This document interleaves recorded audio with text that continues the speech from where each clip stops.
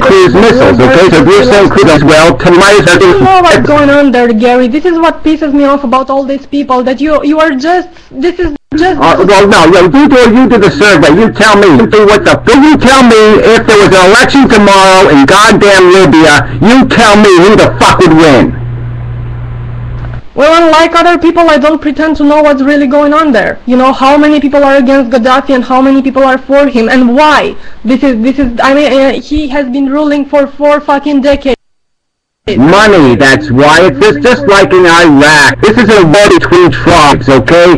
Gaddafi has long-time enemies that still live in his country. People who he doesn't give the oil money to. People who don't get this big a cut, okay? And they're pissed off and they want the fucking oil. They want the money. They want the power. They want the control. And that's all it's about. It's a petty old fight that anybody is going to have when you're in a country full of people who have strong ties to their tribal heritage. Alright, and that's what every Middle East country has. There is never a population of one kind of people. It's always a population of north, south, east, and west.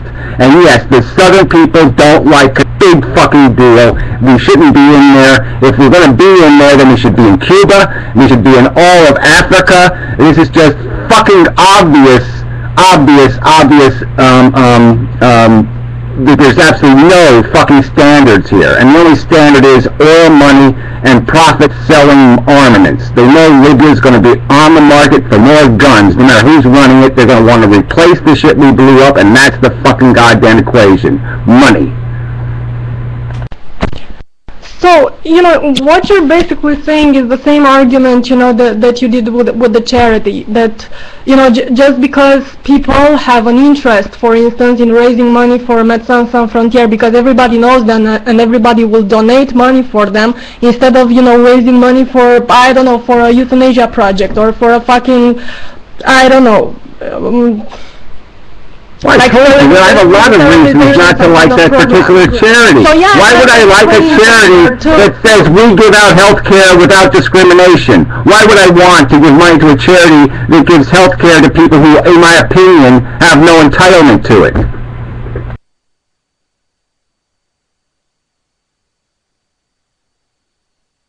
But this is your fucking position. I mean, I don't disagree that there are interests there, just like I don't disagree that when we did the Médecins Sans Frontières, they chose this charity because, you know, they had an interest in it. They knew that, you know, it is famous and people will donate and so on. But that doesn't make it, you know, if both sides are benefiting from it, it doesn't make it a bad thing. And I'm not sure, you know, if the Libyans will actually benefit from it, but so far, at least, you know, they stopped being attacked from air and from land with bombs. At least that, you know. Yeah, well, like I said, it's at least nothing, because now the war is really on. Now people are going to get really pissed off, so don't tell me that it's going to be less of a war now. No, it's going to be more of a war now, and it's going to even be more brutal of a war. So you're not solving the problem unless you finish it off. If you just leave it the way it is now, what happened for 10 years while we did sanctions against Saddam Hussein? What was the brilliant accomplishment? Oh, that's right, we killed 1 million people.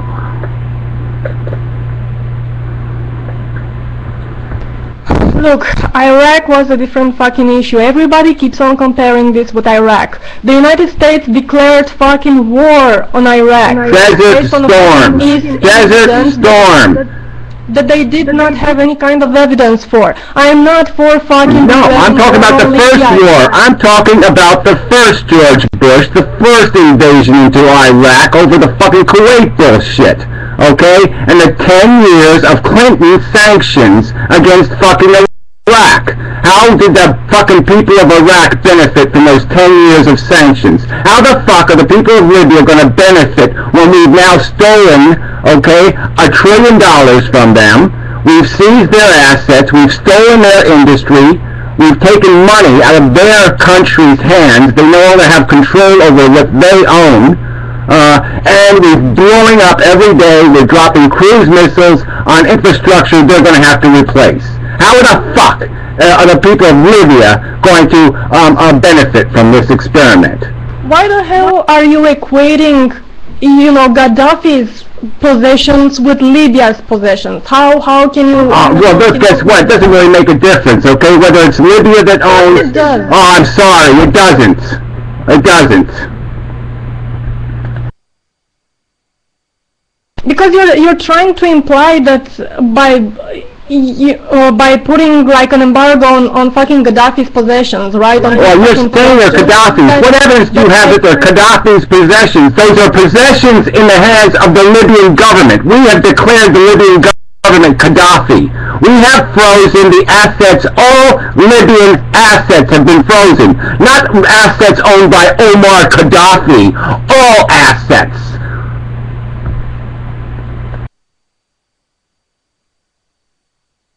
Which were controlled by him alone. I mean, well, of course, he's a goddamn dictator, so of course he controls the fucking assets. This is just an idiotic circular argument.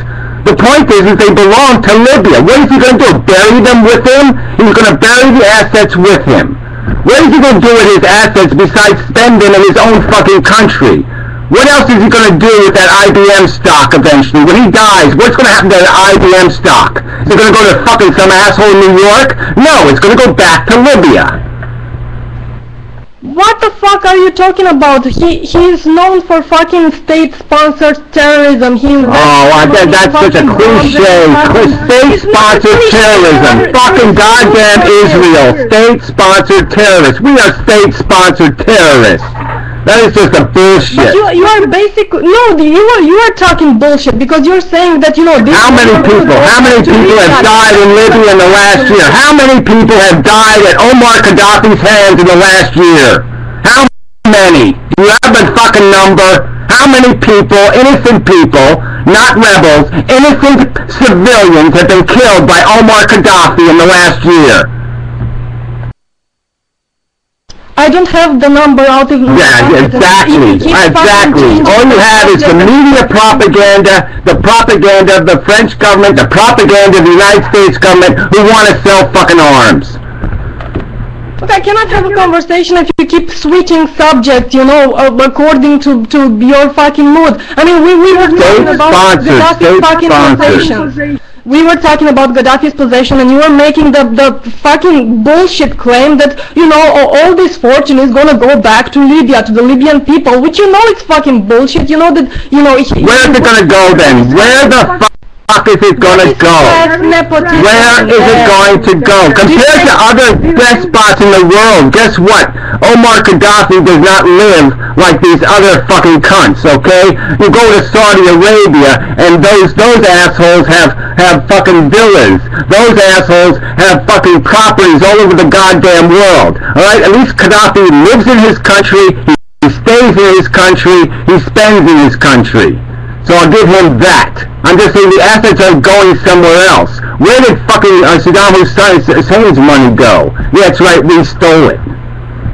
We took it. We didn't give it back to the Iraqis. We stole it. People, it's just to benefit the government. For fuck's sake, you know... Well, again, it's to benefit the government. Okay, so fine. So how many people are in the government that you're saying are being made billionaires? Okay, I don't think that's true, but whatever. You tell me. You tell me. It's just like, look, it's the Castro thing. All right, people don't like the guy's policies. They don't like this, that, the other thing about him. But guess what? He doesn't live in a palace. He doesn't live. He doesn't play he lives more meager than our presidents and our congressmen and our senators.